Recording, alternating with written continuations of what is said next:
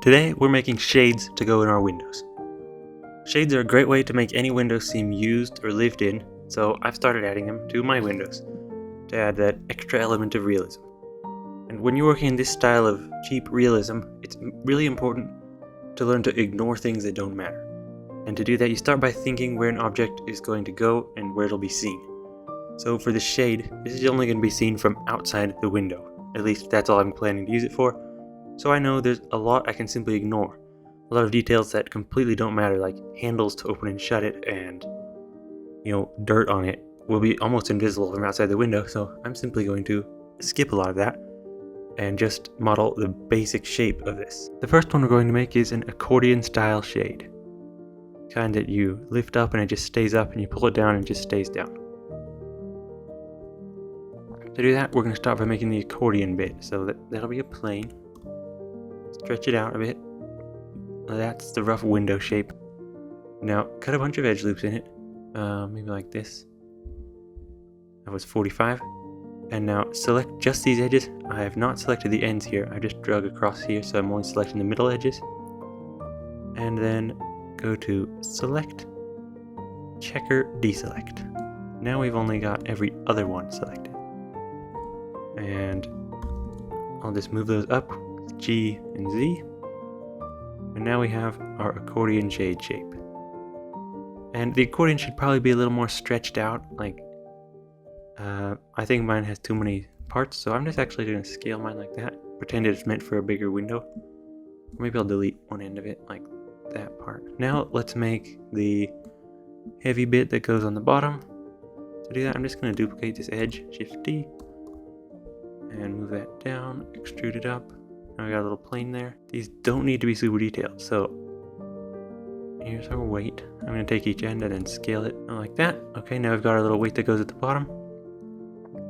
Additionally, I think to give it some visual interest, maybe I can bevel the front of it. I added an edge loop, bring that up, Control B. Okay, that looks like it's meant to be pulled on. And I'll inset that. This is going too far. No one's ever going to see that, so I really shouldn't worry about it. We may see this one, so it might make sense to extrude it or do a little something there. Okay, there's that part. And now on this end, we're going to do something similar. Going to make that box at the top, which is kind of like the bracket where it attaches to the window. Duplicate that. Extrude that up. Extrude it out. And I'll grab that top edge, bring it up, hit Control B and bevel that top edge. I'm not even using a lot of segments, as you can see, since it completely doesn't matter here. We're going to be seeing the outside, and that's for the inside. That's just in case. I don't even know why I go to the trouble. And these are probably hollow from the back. Actually, maybe from the bottom too. So I think I'll just delete those faces. Option E, extrude faces along normals. Okay, we've got most of our model here. One last bit we need would be the strings. There's usually like strings that run through here. And I'm going to grab the whole thing and stand it up like an actual shade now. And for strings, we're going to use cylinders. Scale that way down. And then scale on the Z to make it really tall. And these are really thin because they're literally just string. And the best part is they're usually fairly taut, so you can not bother curving them at all and it'll look fine. Okay, I like the thickness there. There's the string, and we'll just duplicate that on the x-axis both ways. And I'm not even measuring the exact distance there. I could, but notice that that looks fine and no one will ever notice, so that's probably one of those things that doesn't matter. We want to be able to control this blind. Grab it, go in your shape keys and add a new one. This is the basis, so this will be the state it is completely unmodified. Next, we're going to make it plus here, and there's a new shape key. We're going to call this up, and for the up shape key, go to your side view and go into X-ray, go to vertex mode, select everything on the bottom, all of those parts. So that's including the base of the strings here, which mine apparently don't go all the way down into the handle, so move those down in. Okay, I'll grab all of that. And now we can turn on proportional editing. Click there or hit O. and switch it to linear mode. That means everything will move evenly together, which is perfect because that way these won't overlap each other. And hit GZ and scroll to adjust the radius. And we don't want to adjust the top bit, so go just before then push this all the way up so that it is fully up. Okay, and now if we tab back out of edit mode, you see that's gone because we have up selected. When you have an edit mode, we're editing up. If we click on basis to have an edit mode, you're editing just the basis. So now that you have your up here, you can click on it and you can click and drag on this right here to adjust how far up it is. This is great because now we have a fully customizable shade that we can just use anywhere. So let's make a few more of these shape keys for our own convenience. I like to make, I just deleted mine. This one I call like curved up. And what this is when instead of just bringing it straight up, I switch to sharp and then bring it up. And you can see when you do like this, some closer down or closer together. So it's gonna be like kind of like that, where there's like wider up here, thinner down here, kind of a gradient. Might be a look you might want in the future. So now we've got curved up that we can adjust as well. Didn't go all the way up with that one. And then I'll add another one. This one I'm going to call random 1. And on this one we will add some random movement. Still using proportional editing here. Maybe this shade has been in bad condition for a while, or maybe objects have hit it, maybe people bump into it walking by, or maybe it's simply deteriorating. Some of the strings are wearing thin. Maybe some of the little things where the strings attached to the actual shade have worn through, so the string's not attached on all of them anymore. Whatever it is, there's a bit of a mess on the shade. Okay, so now we've got that random we can enable, and maybe even move some on the axis a little bit, because surely it wouldn't be completely straight. That is great. Okay, next, let's add another random, just to show you what can be done here. I won't go through the entire process on every single one. Oh, that should be random too. On this one, let's just make some up and down randomness. I move that down. Instead of making it randomness where some were twisted, this is just plain up and down. Yeah, I seem to have twisted one anyway. Either way, this will give us some options and some variation. And one more I'm going to call mess. When you're using these shades, sometimes they get stuck and then it is a real pain, but they look stuck, so I want to make some that look stuck. Usually they come to like right around here or even higher up. Linear, rotate. Looks weird, so I'm going to go back to sharp. Okay.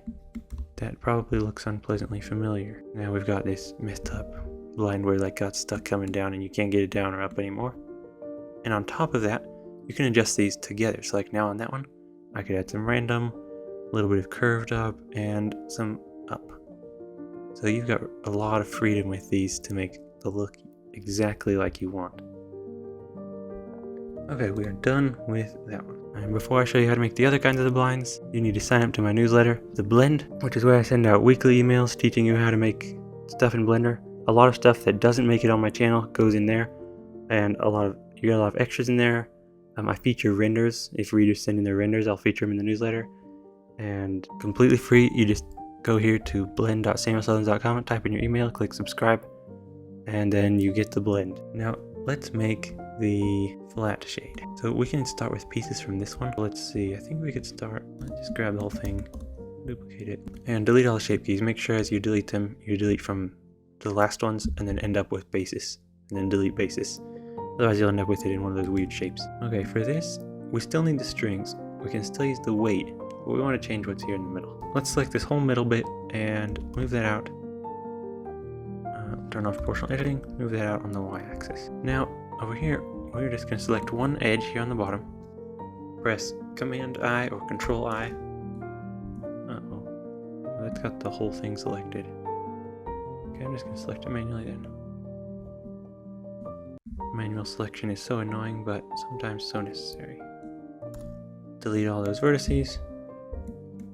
Okay, now we've got a single edge, and we can extrude that up to make a new plane.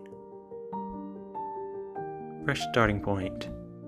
And we'll adjust it to fit perfectly in that little blind thing in a minute. And while we're like this, we'll use this again to make our last one. Let's duplicate that. Scoot it over on the Y. We'll wind it back in a minute. In here, we're going to start with edge loops again. This is the kind of shade that, like, cloth that kind of folds in on itself. This one maybe doesn't look quite as good as the others, but I still think it does okay. Okay, so for this one, we got this really flat look. Then in edge mode, select every other one of those and just move them out on the Y really slightly. Like that. It's kind of like a much wider version of the accordion, but it'll be a little bit more asymmetrical in a minute. Okay, now let's fit this back into there. And in this one, I'm not going to let the strings come through. I'm just going to let them stay on the back like that. Kind of press up against it. Right in there. Now what we need for this one is, let's make the crumpled up version. Okay, let's add our shape keys on this one. Hit plus, make a new basis shape key. So that's the basis. That's where we'll always start. Add a new one, and we'll call this one up. Okay, so making this one go up is going to be a little more challenging. Let's see how we do that. Start by getting all of these ones that are out like this.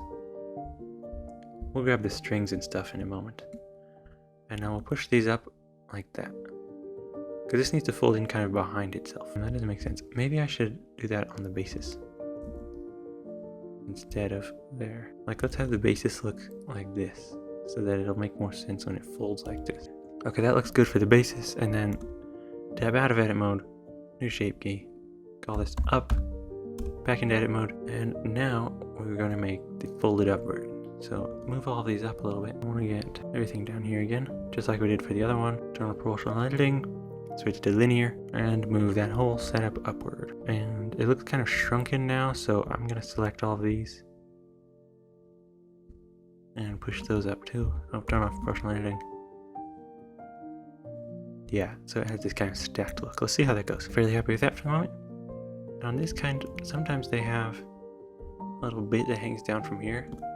Duplicate that edge, push it inside, push it up, scale it on the X a little bit, extrude it down. It's just like a flap of cloth to kind of cover up the mechanism. And push that out. Okay, there we go. And I think that one is done. You can add some of those random ones, just like we did for the last one. Oh, and I put that flap here in the shape keys. That would be a mistake. Don't do that. When you make it yourself, add this before you add the shape keys. Now we're on to the last one, which is like the Venetian blind, that stacked up kind of blinds. So first I'm going to select this whole plane, hit P, and separate it into its own piece. Tab into edit mode, delete these vertices, grab this one, extrude it to make one panel. Now we'll move our panel on the Y-axis and Z-axis. This will be the bottom panel right here. Okay, so that seems fairly lined up, and they do have little holes in them, at least here and here, so we could probably make those fairly simply. Hit K for the knife tool.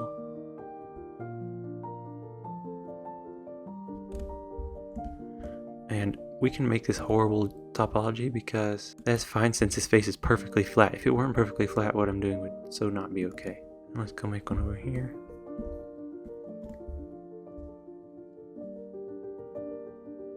These are they look kind of like slits, I think.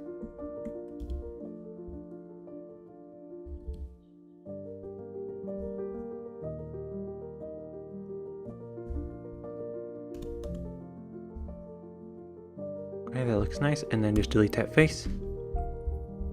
Now we have got one blind with the holes in it. Okay, now we'll add an array modifier to make 1 billion of these.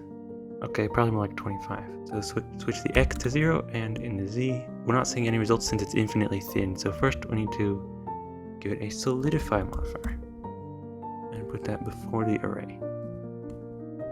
Now we can change the Z offset. So there's about that much space between blinds. Now turn up the count. And this is a really tall window. Maybe unrealistically so. So I'm going to put more space between them. Yeah, that seems more accurate. You may want to go check on some of these or look up a picture like I did earlier to get them perfectly exact. Well, we need to convert this into actual mesh, so just apply this array modifier. That had a bad effect. Okay, apply the solidify, then apply the array. And now, of course, these are all solidified. So select one of the top faces, press Shift G, select by normal. Everything with the same normal will be selected. So if we zoom in close here, we see we only got the tops of them all and nothing underneath, which is perfect because now we can press Control I, reverse the selection, and then X and delete those faces. Now we just have these faces. So that is perfect. I'm going to select everything, go in here, new vertex group, and name it solidify. Assign. So everything in this mesh is assigned to solidify. Now we'll join this one into this one and give it a solidify modifier. We go in here and enable our solidify group. It's only on the blinds. Now we can go in and make our shape keys as normal. Grab a new basis key, a new up key.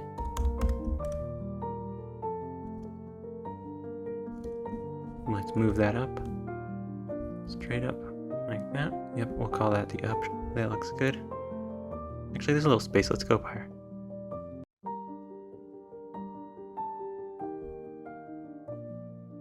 I like that. Okay. We've got up. You'd see we just go up like that. That looks cool. And now let's make the tilted ones. So for example, I'll go back to basis, plus to make a new one. Tilt. I don't know which way these tilt, but I don't suppose it matters that much. So let's select everything. Flower L to select linked all. And now individual origins and rotate them on the X. Aha, we got it.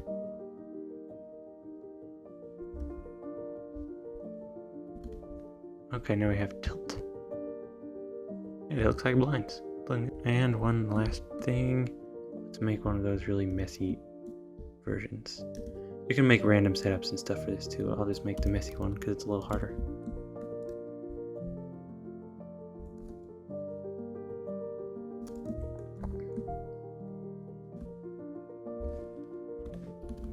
Back to linear, squish this up a bit to here.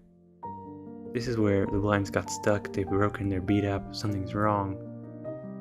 No one has taken care of them. They're very sad. That's confusing.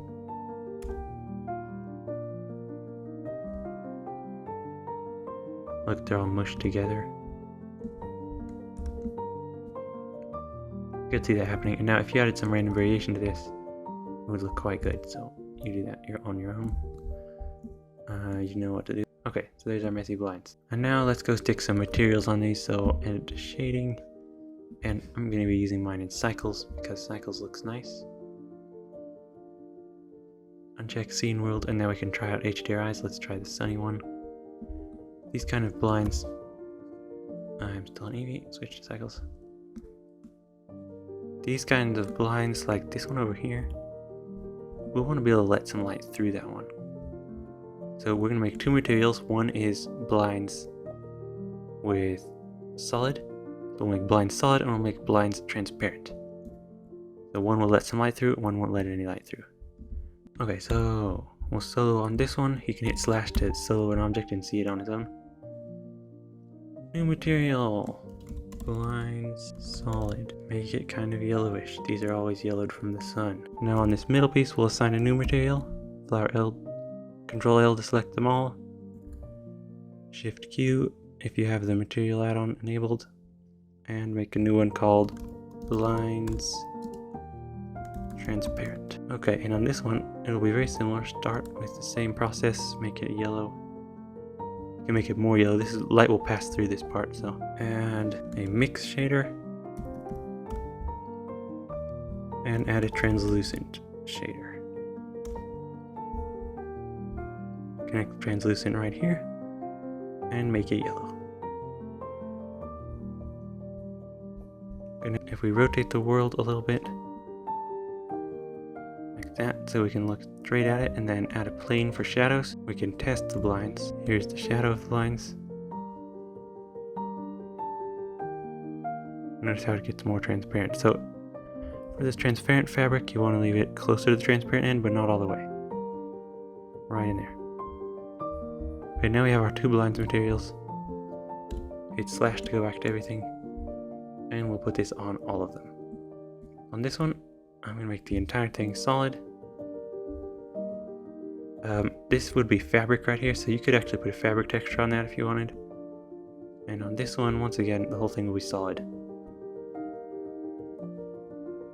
Okay, and we have got all of our setups. We can see how they all look. We could shut this one and see it looks just like blinds. This is really all that matters. We're going to stick them inside windows, so it doesn't matter if they look funny from the inside, since I'm not planning to use these on inside scenes, but even if you are, these would look fine, like in windows in the background, or you can put a little more work into them and like stick some real textures on them, and they would look fine in indoor scenes as well. Okay, and there you have it. That's the end of the tutorial. You now have all the blinds you need. Go stick them in windows. Your windows will look better, and you can even make them look messier if that's what you wanted.